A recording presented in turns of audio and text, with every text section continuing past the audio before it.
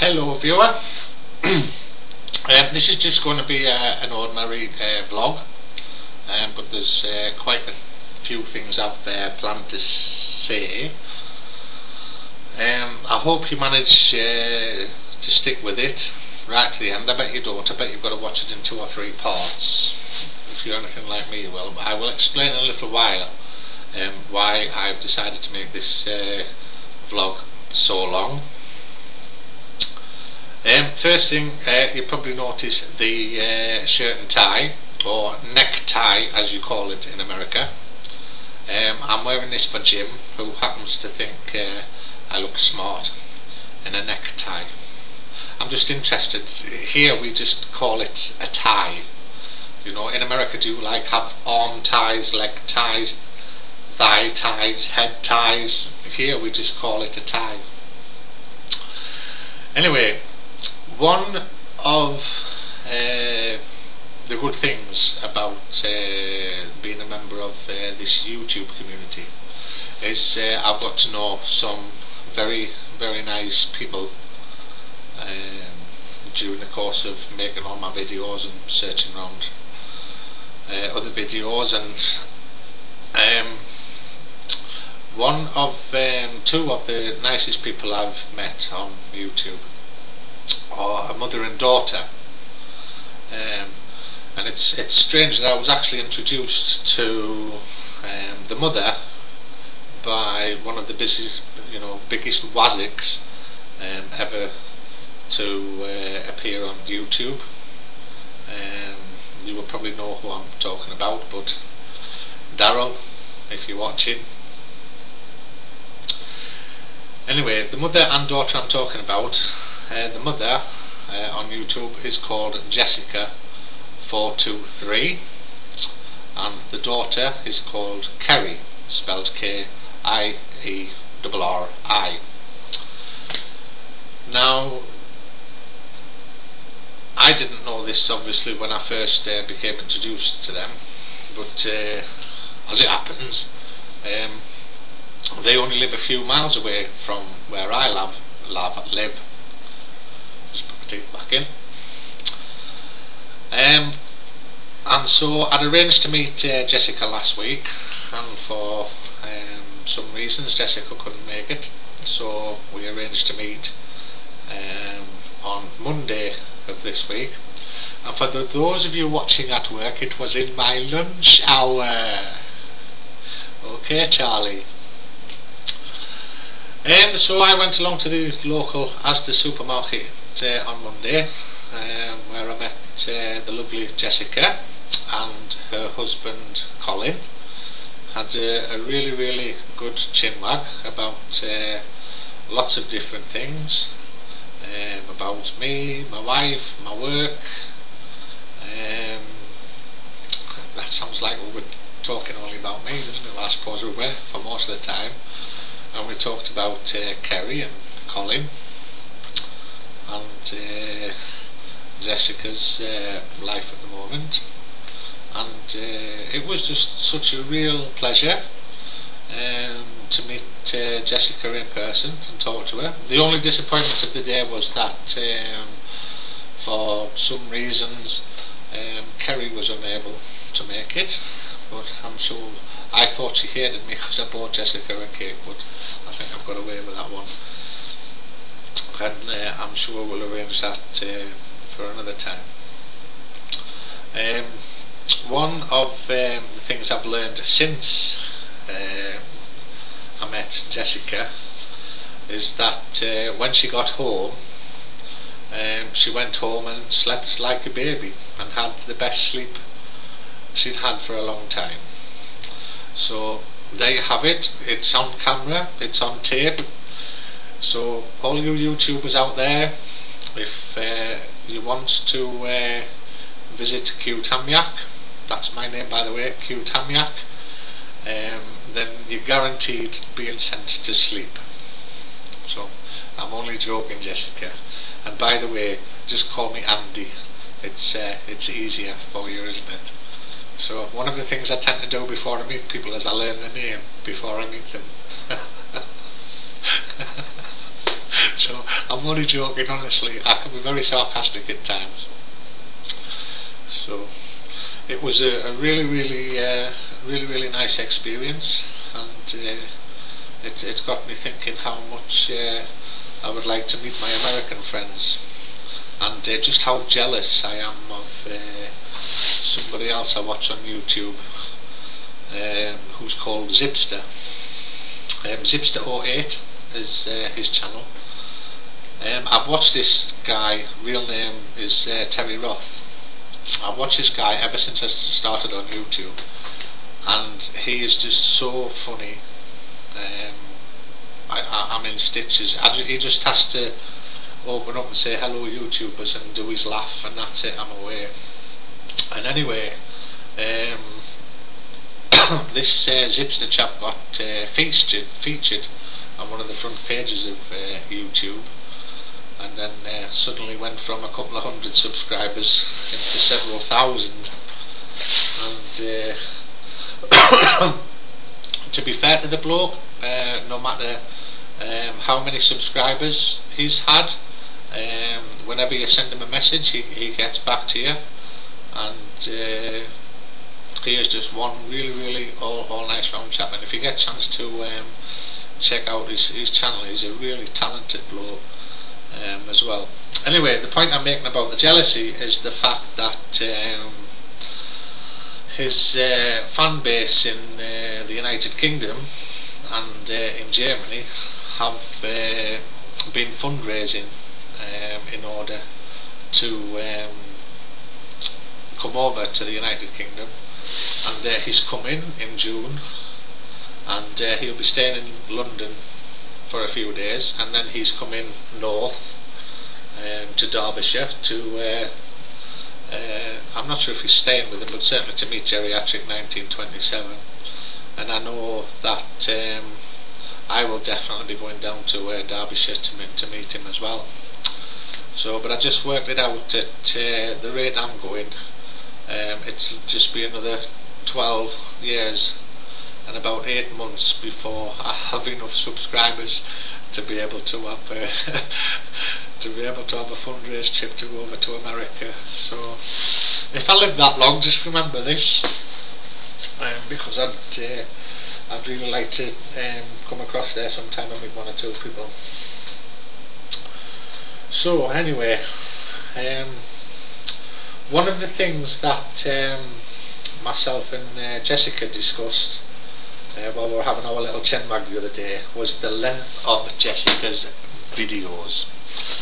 Some of Jessyca's videos are long, to say the least, and I actually commented once that there weren't many people on YouTube who I could listen to for 17 or 18 minutes and have my full attention.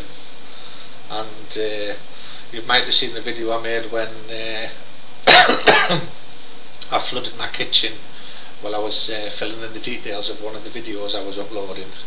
But on more than one occasion I've also burnt my toast while I've been listening to Jessyca. Anyway, I've been looking through Jessyca's videos today, all 133 of them, and the longest video is 24 minutes and 4 seconds long. So you guessed it, yes, this video, I hope, if my computer will take it, we're up to 9 minutes now, will break that record.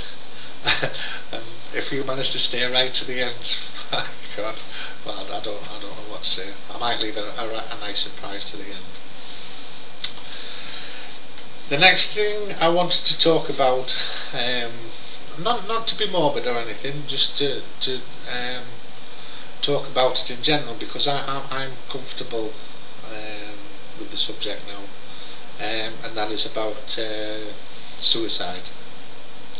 Now, I know a lot of people might just suddenly switch off at that word immediately, and I hope I'm not pressing too many buttons in anybody. But Jessyca's daughter, Kerry, recently made a video with some really nice, well thought out and well said words about suicide. And if you're feeling anywhere near that, or being anywhere near in that state of mind, then please check that video out. There's also some information on there where you can get some help as well. What I wanted to talk about was the suicide in my family that affected me, and basically it was around 1995, I think 94, 95. I was at my lowest ever, shall we say. I'd basically become a recluse in my own house. I wouldn't even go into the street to cash my gyro check if somebody was in the street. I'd really got into that state of mind. Although obviously with hindsight I'm not exactly proud of it now, I did try to end my life. The pain that I was suffering at the time, I just did not want to and couldn't continue suffering from it any longer. And I remember writing a letter to my father to say how I felt and what I was going to do, because he was a major part of my problems. And for whatever reason, and I'm not going into detail about what I did, but I did something what I had considered to be enough to end it all, and I was very calm about it, just tried to go off to sleep. And obviously I'm here talking to you now, nothing happened. I just woke up the next morning saying to myself that was a very, very stupid thing to do. I went to see my doctor or GP, and didn't explain what I'd done, but I explained how I felt, and he put me in touch with what we call a psychiatric nurse, who then put me in touch with this counselling place. And that was my first experience of counselling. It lasted 2.5 years, and it completely changed my life around, and that's one of the reasons why I'm now training to be a counsellor. But around 12 months into my counselling, one of my brothers, who was around 28 or 29 at the time, actually committed suicide.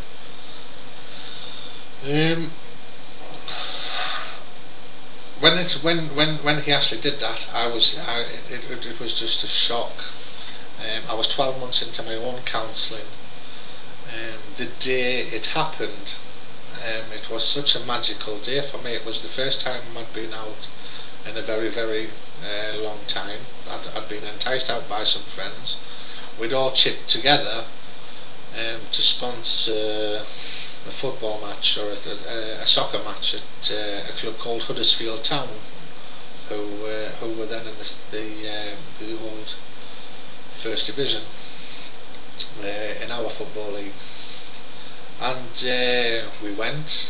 I'd met some very famous people: the former Republic of Ireland manager Owen Hand, the former Republic of Ireland manager Jack Charlton, some old famous players, Steve Kinden. In fact, I sat next to Steve Kinden all through the match, and he smoked all my fags. And we had a fantastic day, fantastic meal. Absolutely paralytic. Gets dropped off home, and I walks in the house, and there's a letter or a note from another one of my brothers to give him a call. So I was absolutely paralytic, and I thought I did think there was something wrong for him to be wanting to speak to me, but I didn't think it was going to be as important as what it was. Anyway, I was paralytic, drunk that is, so I went and slept it off, and I phoned him about 10 o'clock on the Sunday morning, and he gave me the news of what had happened. My immediate sort of response was to go across and be with my mother and my sisters, who I then had a little bit of contact with. But on the way to my mother's, I actually called in at my brother's to thank him for letting me know, and his words to me were exactly, well, we actually used to live with him, so I guess it'll hurt us more than you. And basically that was the last time I ever spoke to him. I couldn't believe he could come out with such a statement. For those of you that don't know, I was brought up in Cairnot between the age of 9 and 18, so I wasn't very close to my family at all, and the fact that I'd been trying to build bridges. I'd actually lived in a flat with my brother for 2 years before he moved down south. I was just so wounded and hurt by that comment. I've just never spoken to him since, really. And I proceeded to go along to my mother's. My mother was obviously in a terrible state. My sisters were in a bad state, and I just did what I could to comfort them, really.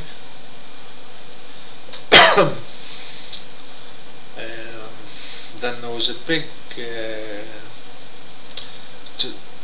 To cut a long story short, my brother was working in a boarding school for people with learning difficulties, and he'd been out to the pub one night. He was off duty.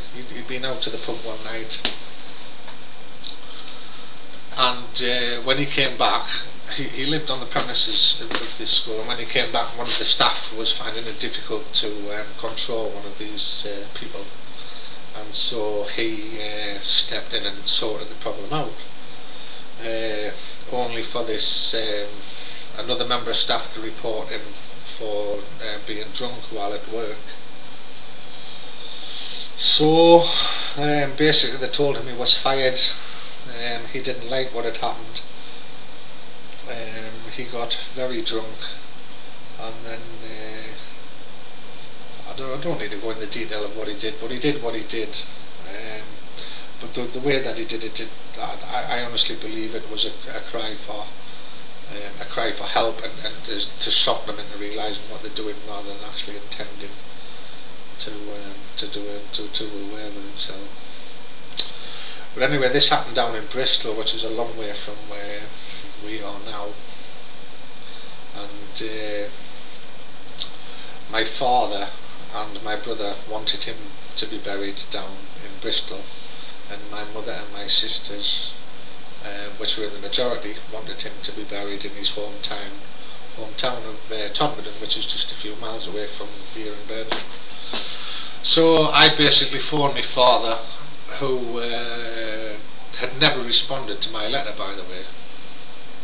I phoned my father, we had this bit of a row on the phone, and I basically said, look, the majority of the family, the ones he was closest to, want him buried up here.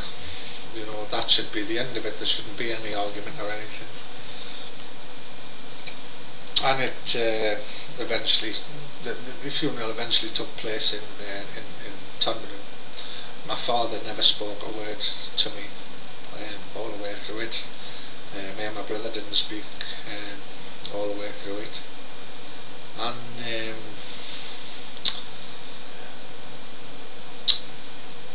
ever since, you know, maybe because I wasn't so close to my brother as my other brother had mentioned, of course I was hurt by what he'd done, and I was sad at him not being there anymore. But I was more angry at the rest of the family, particularly my father, who to me had the opportunity to build bridges, to mend wrongs of the past, to put it behind us and allow us to be acting as a family once more. And to this day he has just never had he's never had the decency to do anything about it. In fact, he basically said to me in a telephone call a few months ago that he wished it was me and not my brother. So not a lot I can do about that. Anyway, 20 minutes gone. I hope I haven't sounded too morbid about that. I just wanted to tell it as it is, and it's not a very nice experience to go through. But in terms of me coping with it myself, then if there was something deeper concerning my brother when he did what he did, then whatever it is, it's not bothering him anymore. And that's the way I live with it. That is, whatever it was, whether it was the incident with the school or something much deeper, he's now more comfortable in looking down. Anyway, to lighten it up a little bit, I did admit to Jessyca yesterday that I do run another channel, and somebody, a sneaky preacher, caught me out a long time ago and knew it was me straight away, so I've got to give him credit for that. But basically, I started this phony channel up as a monkey, because I thought it was quite funny how everybody had started complaining about these 500 monkeys that were sent to fix complaints, and then I started just doing fun, or attempting to be funny really, and replying to people's videos. So if you want to take a look at the channel, 500th trained monkey, that's me. Honestly it is. And if you don't believe me, well, they shouldn't believe me. Hello YouTubers! And that's walk the dog up. Hello mate. Say hello then. So, I'm getting near to the record now. You're going to have to put your head up a bit if people want. Okay, you said hello now. Hold on. Well, one of the reasons I've got this time to make a video such as this is because my favourite programme, Big Brother, has just finished. And Big Brother is a programme that I am absolutely fascinated with. Probably the part of me wanting to be a psychologist. I love to study people and I love to study their behaviour. And we have this reality TV show that basically watches these people 24/7, and then we have a highlights programme once a day. And just recently we've had a celebrity Big Brother, and we had 2 Americans in it. We had Jermaine Jackson from Jackson 5, Michael's brother, who was an absolutely sweet bloke to know, totally calm, totally peaceful. Some people might have considered him to be boring, but I just thought he was a really wise and a really special man. The other American we had was a chap called Dirk Benedict, who you might know better as Face from the A-Team, and he was just funny. He was just so funny. He cottoned on to the fact that people acting rude and using bad behaviour tended to get voted off. So he tried to be the same, but everybody saw through him and he finished 3rd. But this series of Big Brother was it became an international incident over here, because there was a Bollywood actress by the name of Shilpa Shetty in it, and not that I would class her as a celebrity, but somebody that was made famous in our country by through an earlier Big Brother by the name of Jade, through what were interpreted to be racist remarks at her. And as in some eyes she was seen to be representing Britain, it became this international racist battle, which to me was blown totally out of proportion. I think the worst thing she did was take the mickey out of her accent, and I think she called herself a papadon. Now, to me, that, unless you're actually meaning it in racist terms, I think a lot of fun is being taken out of the way we live. For years, I used to have the mickey taken out of my accent from where I came from. Everybody used to try and mimic my accent, and I used to love it. Everybody used to call me Geordie, and I used to love that. And to me, political correctness is going a little bit too far. Anyway, I'm now up to 26 minutes, so if you have watched to the end of this, you are an absolute star. Catch you later. Bye. I'm going to let you out now.